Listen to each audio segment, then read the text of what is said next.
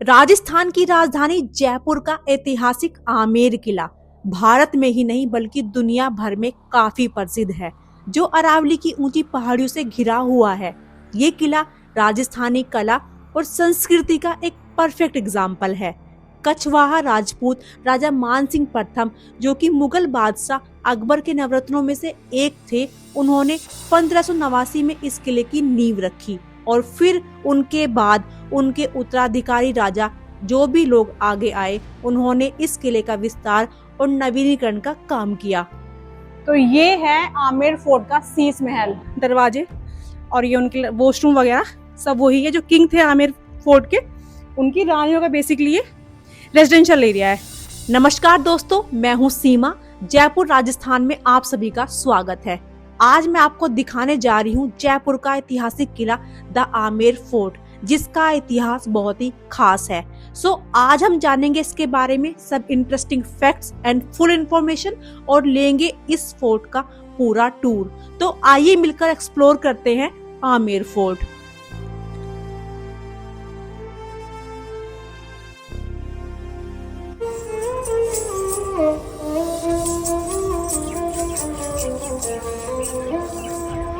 जयपुर राजस्थान की राजधानी है, जहां आप बाय ट्रेन, बाय बस या बाय फ्लाइट बहुत आसानी से पहुंच सकते हैं। आमेर फोर्ट का डिस्टेंस जयपुर रेलवे स्टेशन से 14 किलोमीटर का है और जिसको आप पार करने के लिए या तो सिटी बस की सहायता ले सकते हैं या फिर ऑटो से जा सकते हैं या फिर प्राइवेट कैब करके आप आसानी से आमेर फोर्ट तक पहुंच सकते हैं। आमेर फोर्ट में ऊपर जाने के लिए आपके पास 3 ऑप्शंस हैं। मेनली एक तो आप बाय वॉक करके ऊपर जा सकते हैं या फिर आप एलिफेंट राइड की सहायता से ऊपर जा सकते हैं। अगर आप अपने व्हीकल से आए हैं तो आमेर फोर्ट के पीछे की साइड में पार्किंग एरिया बना हुआ है, वहां पर अपना व्हीकल पार्क करके आप आमेर फोर्ट का टूर कर सकते हैं।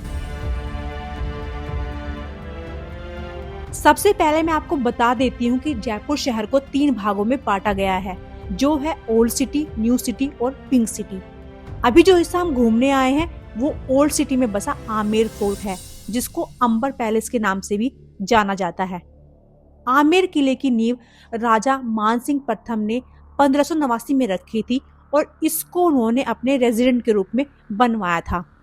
बाद के राजा लगभग 138 सालों तक अपनी सुविधा के अनुसार यहाँ पर सुधार और निर्माण कार्य करवाते रहे और साल 1727 तक ऐसा ही चलता रहा, क्योंकि सवाई जयसिंह द्वितीय के समय में कछवाहा राजपूत राजा अपनी राजधानी आमेर से जयपुर शिफ्ट कर चुके थे। राजा मानसिंह मुगल बादशाह अकबर के दरबार में शामिल उनके नवरत्नों में से एक थे, जैसे कि तानसेन, बीरबल, अबुल फजर वगैरह हुआ करते थे। आमेर के अलावा इसको अंबर किला भी कहा जाता है। इसका नाम यहाँ पर स्थित अम्बकेश्वर मंदिर के नाम पर पड़ा था, जिसके बारे में कहा जाता है कि ये 5000 से भी ज्यादा पुराना मंदिर है। यहाँ चारों तरफ आपको अरावली हिल्स दिखाई देगी और ऊपर बनी बाउंड्री दिखाई देगी, जो कि लगभग 12 किलोमीटर की है और पूरी ओल्ड सिटी को कवर करती है। वहाँ पहाड़ी के ऊपर आपको जयगढ़ फोर्ट दिखाई देगा, जहाँ सैनिक रहते थे और प्रैक्टिस किया करते थे। तो इस किले को सैनिकों के प्रैक्टिस ग्राउंड के रूप में इस्तेमाल किया जाता था। आमेर और जयगढ़ दोनों एक ही परिसर में माने जाते हैं और इसी वजह से दोनों किले लगभग 2 किलोमीटर लंबी सुरंग से आपस में जुड़े हुए हैं। राजा मानसिंह के समय में उनके महल में यानी कि मानसिंह पैलेस में एंट्री करने के लिए इस सामने वाले रोड का इस्तेमाल किया जाता था। तो यहाँ किले के अंदर जाने से पहले आपको कुछ लोग इस तरह का इंस्ट्रूमेंट बजाते हुए नजर आएंगे, जिसको रावण हत्था के नाम से जाना जाता है। कहा जाता है कि रावण ने भगवान शिव को खुश करने के लिए इस इंस्ट्रूमेंट को बजाया था।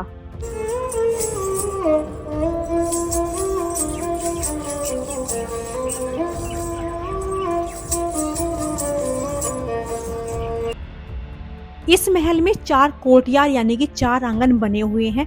अभी हम सबसे पहले फर्स्ट कोर्टयार्ड में खड़े हैं, जो कि उस जमाने में सैनिकों का परेड ग्राउंड हुआ करता था।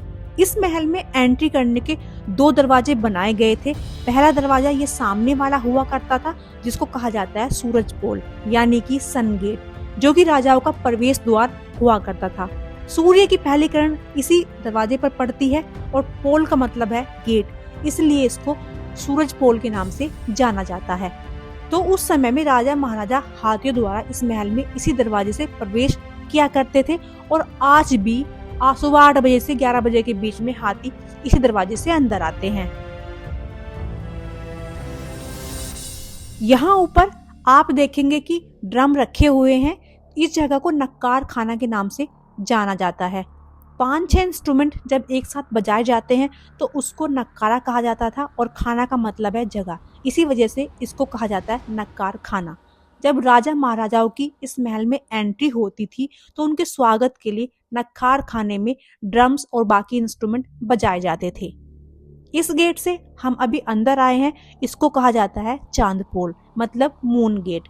क्योंकि चांद इसी दिशा से निकलता है इसलिए इसका नाम चांद पोल है और ये आम जनता के आने जाने का रास्ता हुआ करता था। और यहाँ नीचे बहुत सारे रूम नजर आ रहे हैं आपको। ये उस जमाने में घोड़े बांधने के लिए अस्तबल हुआ करते थे। ये सामने जो आपको गेट नजर आ रहा है इसको कहते हैं सिंह पोल यानी कि लोएन गेट। इस गेट पर आपको बहुत ही सुंदर कलाकारी दिखाई देगी जिसको कहा जाता है फ्रेस्को पेंटिंग। और उस जमाने में इन पेंटिंग्स को बनाने के लिए सब्जियों का इस्तेमाल किया जाता था। यहाँ जो आप डोम देख रहे हैं इस जगह से खड़े होकर राजा परेड की सलामी लिया करते थे। क्योंकि जैसा मैंने आपको बताया कि उस जमाने में ये परेड ग्राउंड हुआ करता था और इसको कहा जाता था जलेब चौक।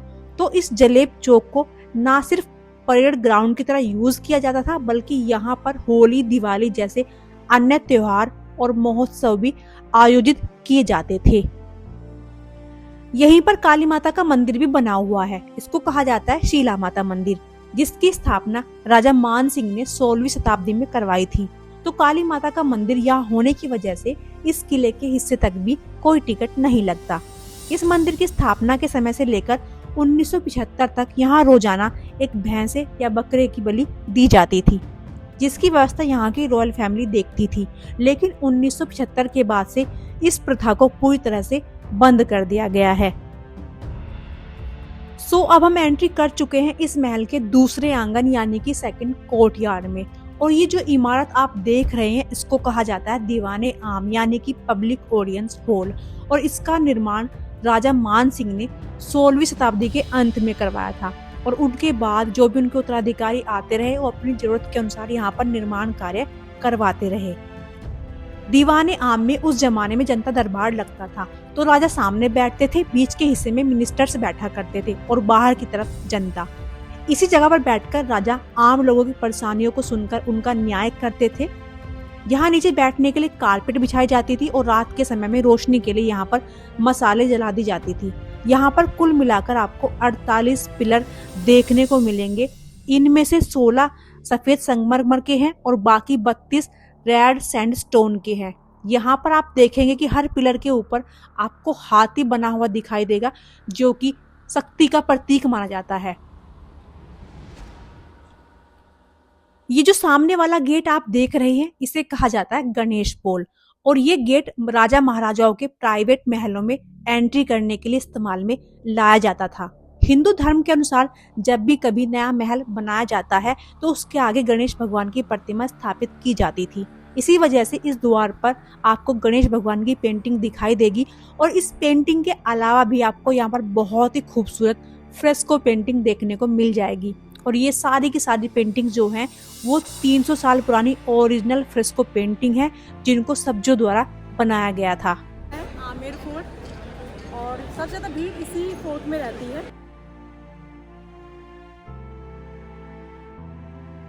इस गेट के ऊपर में जो जालियां बनी है वह है सुहाग मंदिर।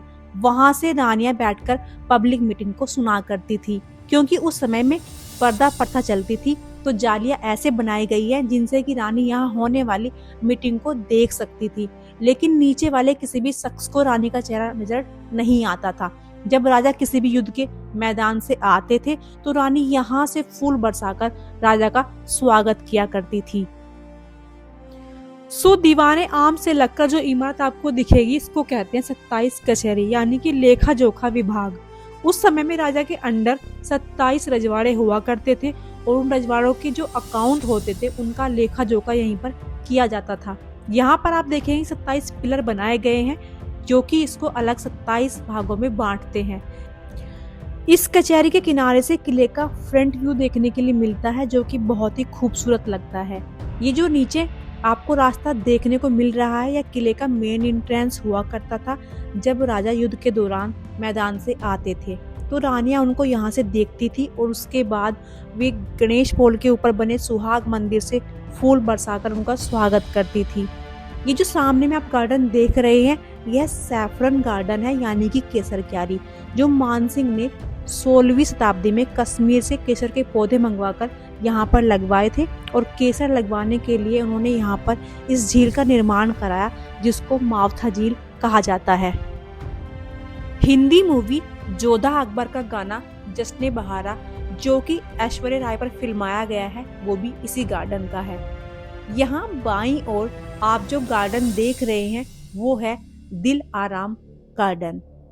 आमेर किले को बनाने के लिए राजा मान सिंह ने जिस आर्किटेक्ट को काम दिया था उसका नाम था दलाराम, और उसी के नाम पर इस गार्डन का नाम बना दिया गया दिलाराम। मुगल बादशाह अकबर जब पहली बार आमेर आए थे तो उन्होंने इसी गार्डन में आराम फरमाया था, जिसके बाद उन्होंने दिलाराम बाग इसको नाम दिया और इसको कहा सुकून पहुंचाने वाला बाग, और तभी से इसका नाम दिलाराम या फिर दलाराम बाग पड़ गया। हम इस किले के अब तीसरे आंगन यानी कि थर्ड कोर्टयार्ड में एंट्री कर रहे हैं। इस हिस्से को कहा जाता है दीवाने खास। इस दीवाने खास में राजा अपने खास मेहमानों और दूसरे राजाओं के राजदूतों से मिला करते थे।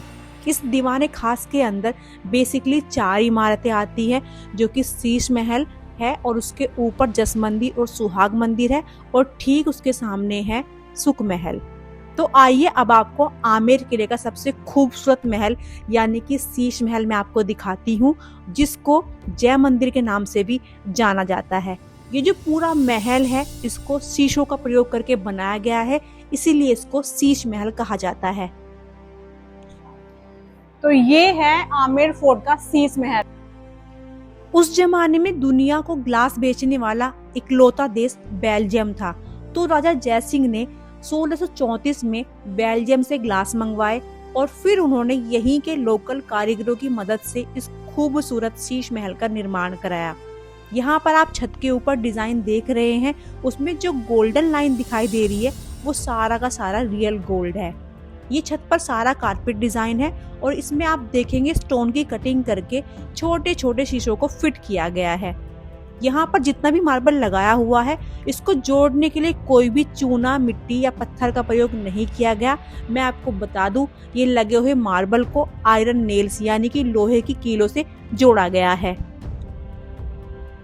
जो ये शीश महल का बीचों बीच वाला हिस्सा है ये कॉमन हॉल हुआ करता था उस टाइम में, और पीछे की तरफ जो आप कमरा देख रहे हैं ये डाइनिंग हॉल यानी कि भोजनशाला हुआ करता था। इसी जगह पर बैठकर राजा अपने खास मेहमानों से मीटिंग भी किया करते थे, इसीलिए शीश महल को दीवाने खास का सबसे अहम हिस्सा माना जाता है। इस कॉमन हॉल के अंदर जितने भी शीशे लगे हुए हैं वो सारे रंग बिरंगे शीशे दीपक और मसाल की रोशनी से एक साथ रंग बिरंगी रोशनी से जगमगाया करते थे। वैसे तो भारत में कई इमारतों में शीश महल आपको देखने के लिए मिल जाएंगे, लेकिन आपकी जानकारी के लिए मैं बता देती हूँ ये भारत का ही नहीं बल्कि दुनिया का सबसे बड़ा शीश महल है। ये कॉमन हॉल पहले टूरिस्ट के लिए खुला था, लेकिन जब लोगों ने यहाँ से शीशे निकालने शुरू कर दिए तो उसके बाद सरकार ने इसको स्थायी रूप से बंद कर दिया। तो चलिए अब चलते हैं इस कोर्टयार्ड की पहली मंजिल पर और देखते हैं वहां पर बने सुहाग मंदिर और जस मंदिर को। ये वाली जो इमारत आप देख रहे हैं इसे सुहाग मंदिर कहा जाता है। ये सुहागन महिलाओं के बैठने का स्थान हुआ करती थी और अनमैरिड और विडो महिलाओं को यहाँ पर आने की परमिशन नहीं थी।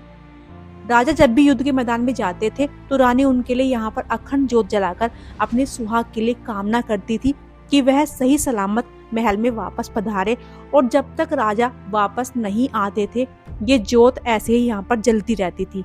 जब राजा युद्ध के मैदान से लौटकर वापस यहाँ आते थे तो यहाँ बनी संगमरमर की खिड़की से रानी उन पर फूल बरसाकर उनका स्वागत किया करती थी। ये सामने में जो आप इमारत देख रहे हैं इसे कहा जाता है जस मंदिर। इसके डिजाइन को आप देखेंगे तो ये आपको दुल्हन की पालकी की तरह नजर आएगी। इसके बीच में जो छतरी लगी है वह हाथी की पीठ की तरह बनाई गई है। तो शीश महल और सुख मंदिर के बीच में आपको एक खूबसूरत गार्डन दिखाई देगा, जो कि मुगल शैली के अनुसार 4 बाग प्रणाली से बनाया गया है और इसमें आपको तरह तरह के ज्योमेट्रिक शेप्स भी दिखाई देंगे। इसके बीच में फाउंटेन भी बनाया गया है और खास बात यह है कि इस गार्डन के डिजाइन को उस जमाने में यहाँ बने दरवाजों में भी उतारा जाता था। तो अब हम आ गए हैं दीवाने खास के आखिरी हिस्से में, जो है सुख मंदिर, जिसको सुख महल यानी कि पैलेस ऑफ प्लेजर के नाम से जाना जाता है। तो ये जो महल का बाहरी हिस्सा है, जिसकी दीवारों पर और छत पर बहुत ही बारीक और खूबसूरत नक्काशी की गई है, ये बहुत ही सुंदर है। इस महल को भी संगमरमर का प्रयोग करके बनाया गया है और यहाँ बाहर में छोटे छोटे खाने हैं जो उस टाइम में दीपक रखने के लिए यूज किए जाते थे। और गर्मियों में दोपहर के समय में शाही परिवार को आराम देने के लिए इस महल का निर्माण कराया गया था। इसको सफेद संगमरमर का उपयोग करके बनाया गया है और जो इसमें सफेद प्लास्टर का काम उभरा हुआ आपको नजर आ रहा है, ये मुगल आर्किटेक्चर से बनाया गया है। अब हम आ गए हैं इस किले के चौथे आंगन में। राजा मानसिंह 1589 से लेकर 1614 तक राजा रहे और इस फोर्थ कोर्टयार्ड में आपको मानसिंह पैलेस और राजा की रानियों के लिए बनाए गए कक्ष भी देखने को मिल जाएंगे। किले के इस हिस्से को जनाना महल के नाम से जाना जाता है। राजा मानसिंह की 12 रानियां थी और उन 12 रानियों के लिए उन्होंने यहाँ पर 12 अपार्टमेंट बनवाए थे। वॉशरूम वगैरह सब वही है जो किंग थे आमेर फोर्ट के, उनकी रानियों का बेसिकली ये रेजिडेंशियल एरिया है।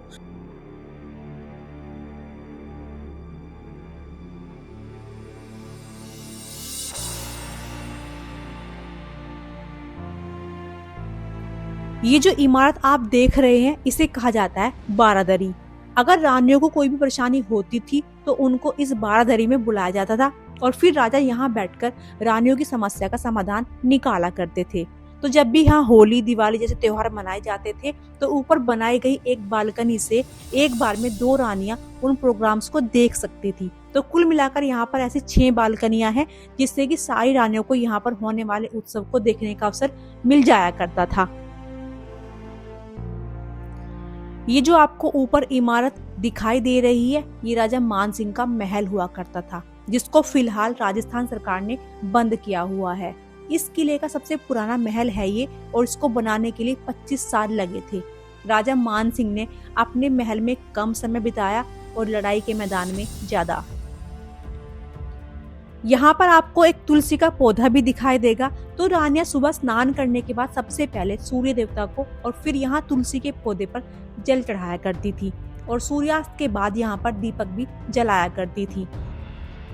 किलों और महलों में सुरक्षा की दृष्टि से उस टाइम पर सुरंगें बनाई जाती थी, जिससे कि अगर भविष्य में कभी भी अटैक हो तो रॉयल फैमिली इनके जरिए सेफ निकल पाए। यहाँ भी एक सुरंग बनाई गई है जो कि लगभग 1.5 से 2 किलोमीटर लंबी है और आमेर किले को जयगढ़ किले से जोड़ती है।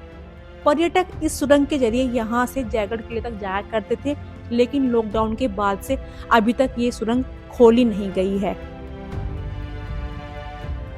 यहाँ जो आपको एक बड़ी सी कढ़ाई आप देख रहे हैं, ये उस जमाने की नहीं है। इसको हिंदी मूवी जोधा अकबर के लिए बनवाया गया था। तो जोधा अकबर मूवी में एक सीन है जिसमें जोधाबाई अकबर के लिए खाना बनाती है, उस सीन के लिए इस कढ़ाई को मंगाया गया था।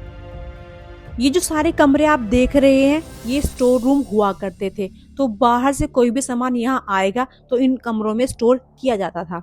उस जमाने में बारिश के पानी को इकट्ठा करके टैंक्स में रखा जाता था, जिससे कि जब भी जरूरत पड़े इसको इस्तेमाल किया जा सके। इस किले में दीवाने आम, जलेब चौक और मानसिंह पैलेस में अंडरग्राउंड टैंक बनाए गए थे। आमेर फोर्ट के खुलने की टाइमिंग्स की अगर बात करें तो सुबह 7 बजे से लेकर रात के 9 बजे तक आमेर किला खुला रहता है। वहीं अगर बात करें यहाँ की एंट्री फीस की तो इंडियंस के लिए 100 रुपये पर पर्सन है, लेकिन अगर आप स्टूडेंट हैं तो सिर्फ 20 रुपये लगेगा। और अगर फॉरेन टूरिस्ट यहाँ पर आ रहे हैं तो उनको देना पड़ेगा 500 रुपये पर पर्सन। और अगर फॉरेन कोई स्टूडेंट है तो उसके लिए है 150 पर पर्सन। आमेर फोर्ट में इवनिंग में लाइट शो भी होते हैं, जो कि हिंदी और इंग्लिश दोनों लैंग्वेज में होते हैं। इंग्लिश जो लाइट शो होता है उसकी टाइमिंग रहती है 7:30 बजे शाम को और इसमें चार्ज रहेगा 200 पर पर्सन। वहीं हिंदी लाइट शो की टाइमिंग रहती है 8 बजे शाम को और इसका चार्ज रहता है 100 रुपये पर पर्सन।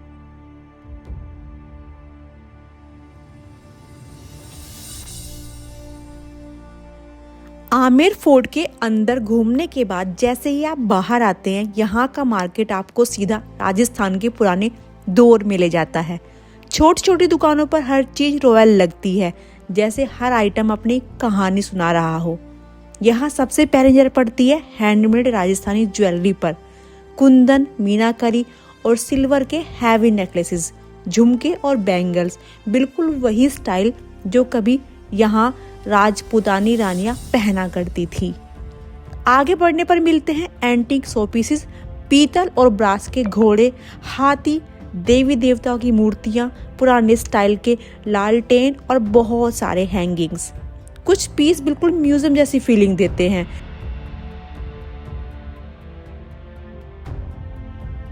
कितने का है ये? आमेर फोर्ट का मार्केट शॉपिंग की जगह नहीं है, ये राजस्थान के कल्चर, कला और हिस्ट्री से बिल्कुल हैंडशेक करने जैसा है। तो ये था आमेर का किला और इससे जुड़ा रोचक इतिहास। तो अगर आप चाहते हैं कि मैं ऐसे ही और ऐतिहासिक इमारतों के वीडियोस आपके लिए बनाऊं, तो उस जगह का नाम कमेंट में जरूर बताइएगा। अगर आपको मेरा ये वीडियो अच्छा लगा हो तो इसको लाइक करें और शेयर करना मत भूलिएगा। और अगर आप मेरे चैनल पर नए हैं तो इसको सब्सक्राइब जरूर कर लीजिएगा। आपका बहुत बहुत धन्यवाद।